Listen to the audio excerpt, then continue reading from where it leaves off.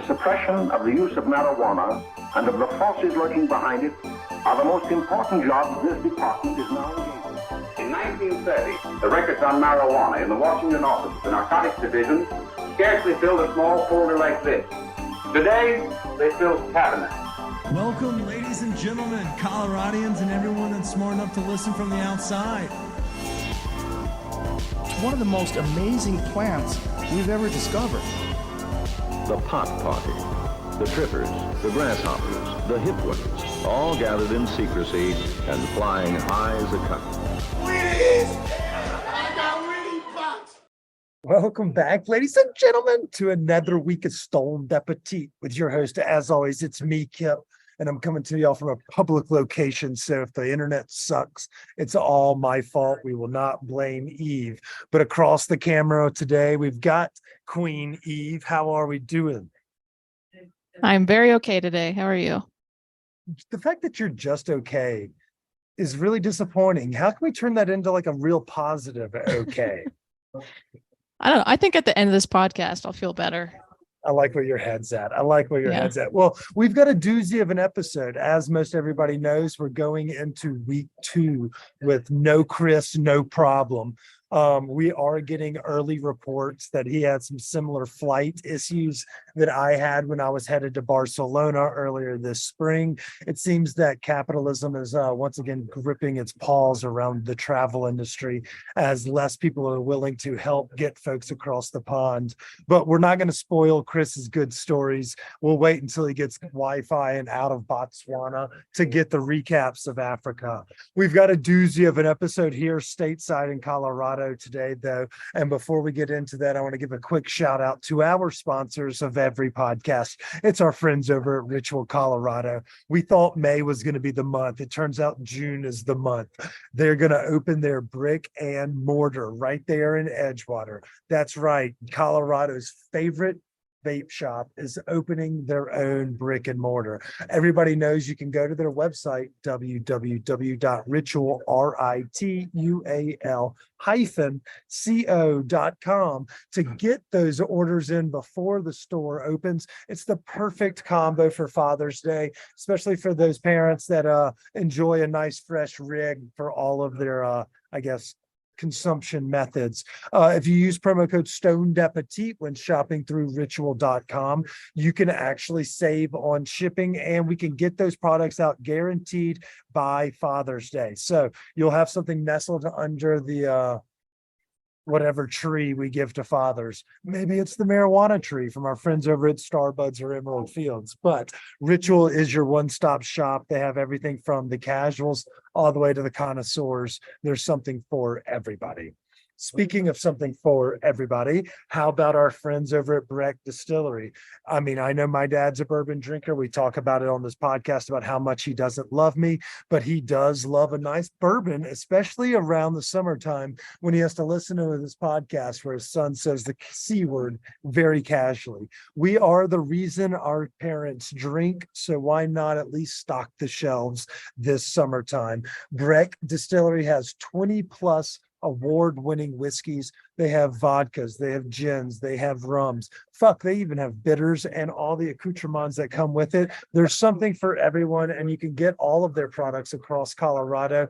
Just check out your local store, or if you happen to find yourself up in the mountains, swing through their tap room or distillery in Breckenridge itself.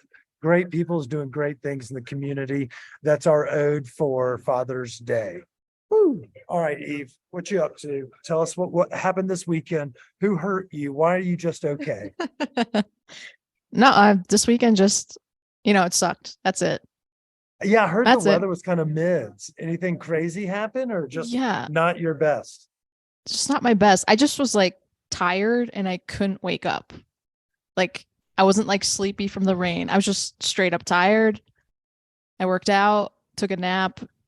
Worked out, showered, took a nap, and then I just couldn't wake up for 8 hours. I was just sleepy, and it was really annoying. That's that Seattle funk is what we like to call it. But at the same time, that feeling, I'm in that camp today. I'm fucking exhausted. I didn't want to get out of bed, but you made me get out of bed so that we could do this episode. So I appreciate you spurring that positivity. You're bringing that zest to the podcast life. When we left off, you and I had a meeting on Thursday. You were about to go tear apart some Asian food, weren't you? Oh yeah. Yeah, that Give was me last what's the week. best thing you ate last week? I it's called Thai Flavors in Okay. I think it's Arvada. And its full name, I think technically is Thai Flavors LLC, which is hilarious. But they had really good, I had yellow curry. It was really good. And then I Okay. tried, their chicken satay and their egg rolls and um they had some sort of like crispy shrimp. It was wrapped in like some sort of noodles or something. It was very good and had like this pineapple like dip sauce with it. Very good place. Highly recommend. I definitely want to try it again for like their noodles, but I just had the curry. It was very good. Okay. So for those that maybe are wondering, Thai Flavor, comma LLC, it's in Aurora, not Arvada, and Oh, it's there you okay. go. That's my favorite part is we're working with you, and I like these descriptors. You found that pineapple sauce you liked. And we're big curry folks here on this podcast. I'm team green, but having someone with a little variety and being team yellow, I like it. I like it. Yeah. Yellow or red is usually my go-to. The Penang. Okay. I Yeah, feel you. yeah. I actually went and ate somewhere for that we need to talk about that was also in Aurora off East Iliff Avenue. It's called China Cafe number 4. And if you Google it, it just says China Cafe. It's fucking awesome. It's like Hop Alley. I don't know if you've had the luxury of eating there yet. We'll do a I team dinner haven't. there, but our community knows it as like my favorite restaurant. A lot of spice point, like very spice levels are friendly. They have a lot of natural wines, a fun environment, happens to be in a very heavily foot trafficked area. And the chef and owner are friends of ours. All of those things make it the greatest restaurant in Denver. Well, China Cafe is none of those things, but all of those things. And that doesn't make sense, but I'll elaborate. They have similar menu items to that of Hop Alley. It's a little bit friendlier price point. It has none of the frills or the liquor license that Hop Alley has. And it's not necessarily in a foot trafficked area. It's off like Buckley Avenue, deep in the cut of Aurora, like down there where they probably burn crosses. No, not, I'm just kidding. But at the same time, like it's deep suburbs, like damn near Kansas, where they do vote for Trump. But it was so fucking good, and the price point was very friendly. And since we were just talking about your place in Aurora, I had to remind folks that this place is also a banger. You would really Okay. have enjoyed it. So we're gonna have to go back. So it's Thai food? Oh yeah, it's Thai food. Okay. Jack talked Thai real well. That's a quote from Meet the Parents, but it's okay. We're gonna have Eve facts today at the end of Telluride recap. So I hope you have a really good fact for everybody. And for our Okay. listeners that don't know, we're going to make Eve. We came up with this in an interview that will air next week, but we're not waiting until then. We need more Eve on this podcast. So every episode, we're going to have Eve facts, where she has to tell us a fact about herself so that the community can get to know her. Or if she doesn't feel like opening up to us that day, classic mollusk Northeastern folks would get that joke. She has to give us a fact about Maine that does not include Stephen King, because I will bring the Stephen King facts to this podcast. So we will have a new Eve fact every fucking episode until we feel like we know everything about you, including, the names of all your siblings, your grandmother's maiden name, the last 4 of your social, basic stuff like that, Right. Okay. Okay, so let's recap the weekend. Yours was mids. Mine was a little Yep. bit better than mids. I'd say it was kind bud, not connoisseur top shelf star buds good, but like that middle rep. And I'll give you the reasons why. Have you been to Telluride yet, Eve? I haven't yet. I want to go. So it's gorgeous. It's a trek. You have to really want to be there. It's 6 hours away from Denver. In the summertime, you don't need a 4-wheel drive, but for those that traverse it for ski season, definitely know that the Box Canyon will require it. It's been a couple years since I've been there, like 2 or 3. It's not changed too terribly much, but one thing I definitely have noticed since maybe COVID or whatever it may be, is it's fucking expensive. not Aspen expensive, but it is on par with Vail. So like when we think about places like some parts of Crescent Butte or Steamboat are still kind of fun. You can get a beer for a $3 dive bar, you know, and then they're fewer and far between, obviously, as the mountain towns get a little bit more corporate.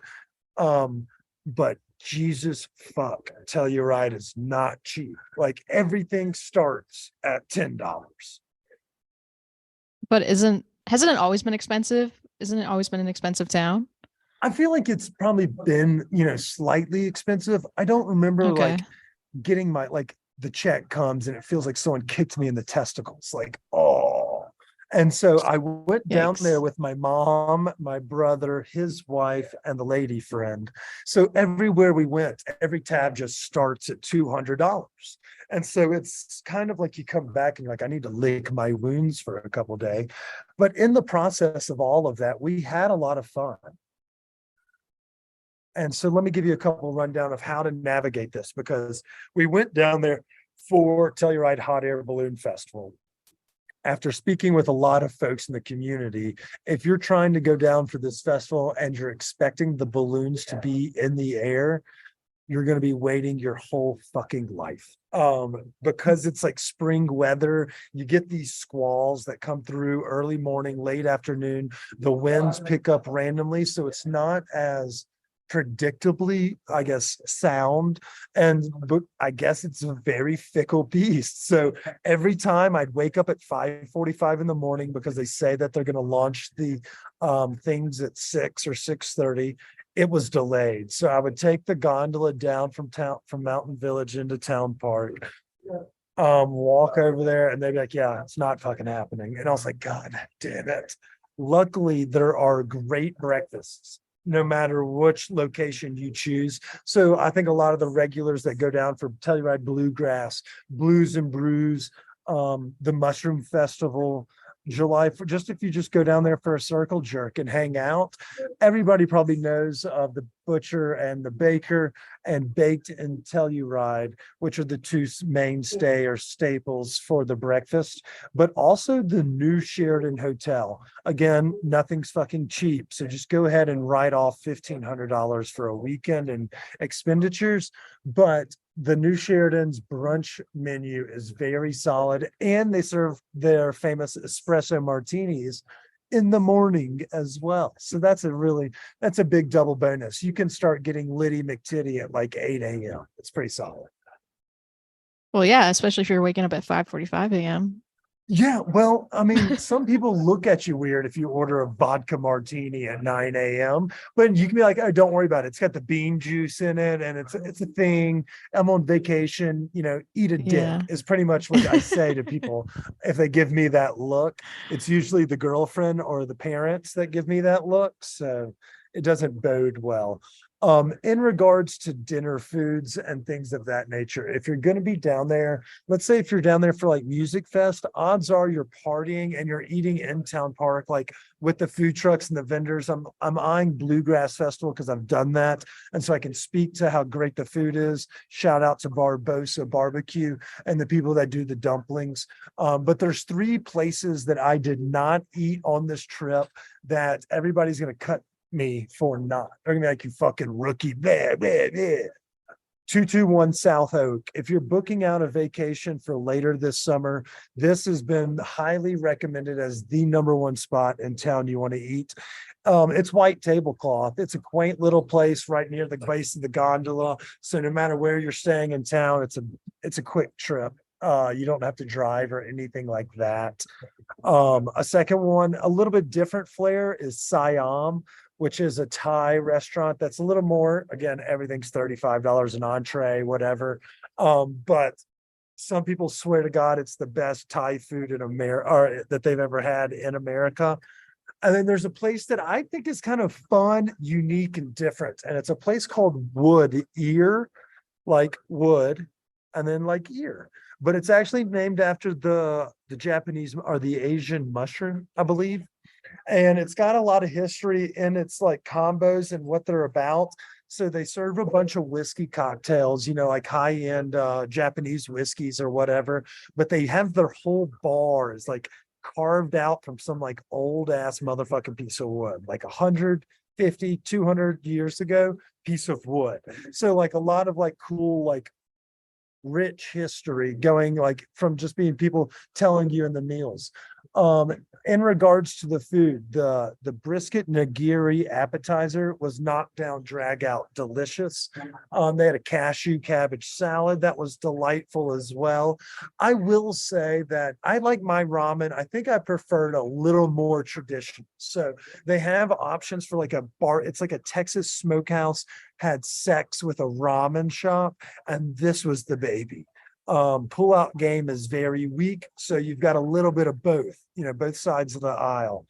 But I don't know if brisket is meant for ramen, but the other stuff, it was delicious. So they have like a chasu pork, and you can get it like as a rice bowl with all the hodgepodge like snacks, like pickled, vegetables and, spicy sauces and all that. That's the root. So go brisket nigiri, faux show. The edamame was delightful, good shareable. The cocktails were very, very solid. Whether you go gin, it's a whiskey themed bar. So if you like an old fashioned or a Manhattan, they got you. I'm sure they have Breckenridge distilled products as well. They definitely should. If they don't, they're doing themselves a disservice. Wouldn't you say, Eve? I agree. Good job. Well done. And so I would recommend Whittier. I think it's a fun kind of different styled cuisine. So you get the refined dining at 221 Oak, or you can go to somewhere like Cosmo. If you wanted to do something a little fusion, you could do something like Whittier. And if you were just craving dank ass Asian, you can hit up Siam. But that's not where the party stopped. Obviously, because we were not airborne, we ate a lot. I drank a lot. There's great shopping in town. There are dispensaries in Telluride. We loaded up before we left because Emerald Fields has Happy Friday deals, which is pretty fucking awesome. And then obviously I get my edibles from Standing Akimbo because they have the 1,000 milligrams. So that really helps stimulate an appetite. So we got to eat a few different things just throughout the day.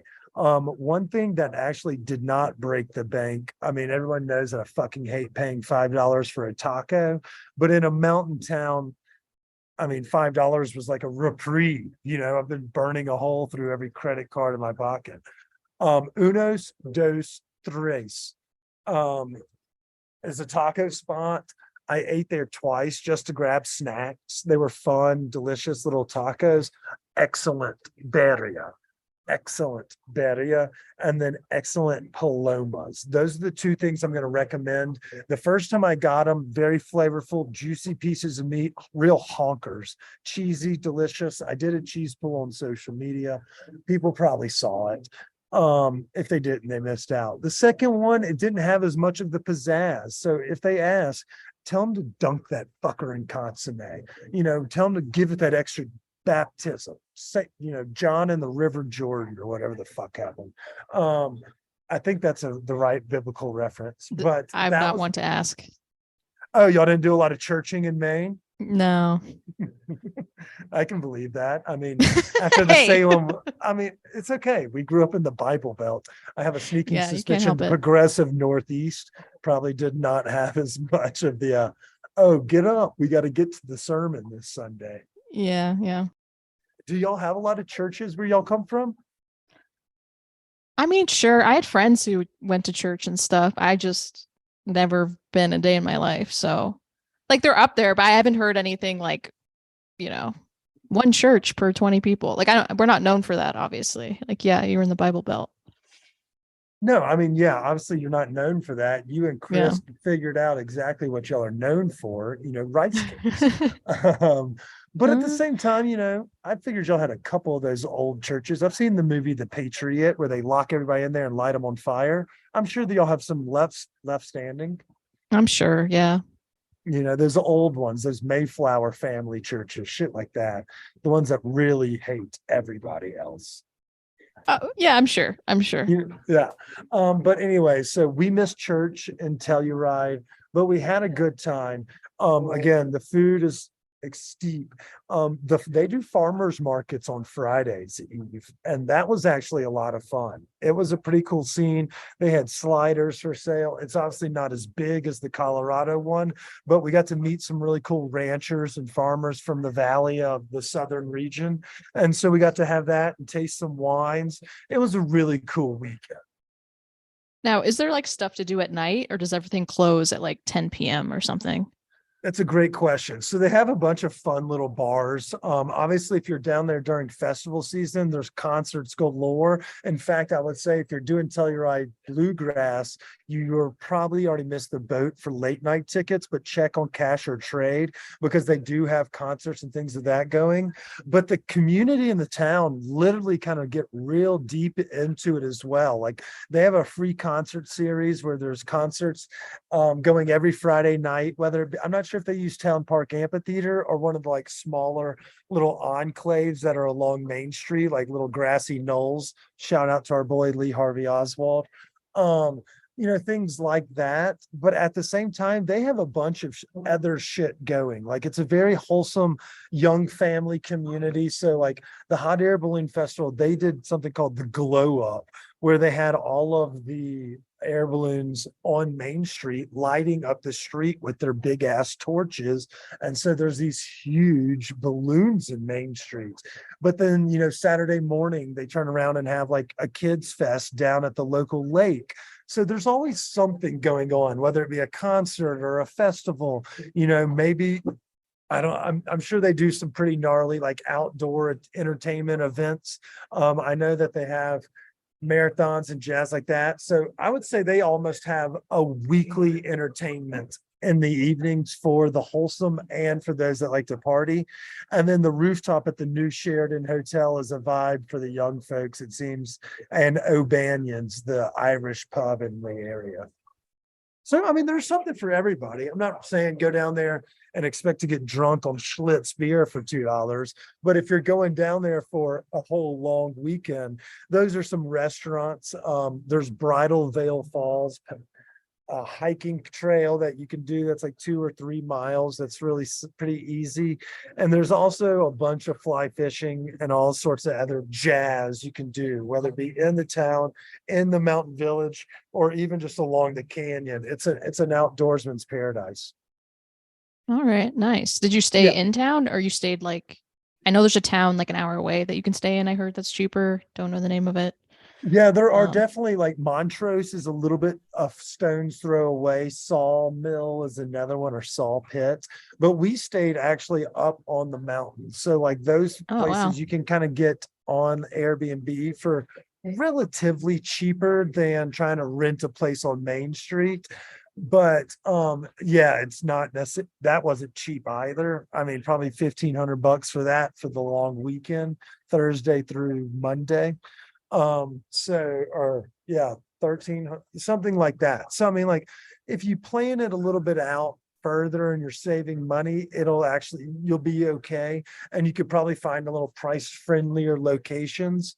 But we stayed on the mountain, and then there's like a fun little village market at the top. So like technically, if you didn't want to go into town for a night, like if you wanted to lay low and cook, there are ways to circumvent spending $1 zillion. But I try to give you some restaurants on all, gamuts, the whole spread. And then most of the wholesome activities, like unless you're an alcoholic, there's a bunch of free activities, whether, it's hiking or, leaf peeping, fishing, in the river that runs through town or out of it.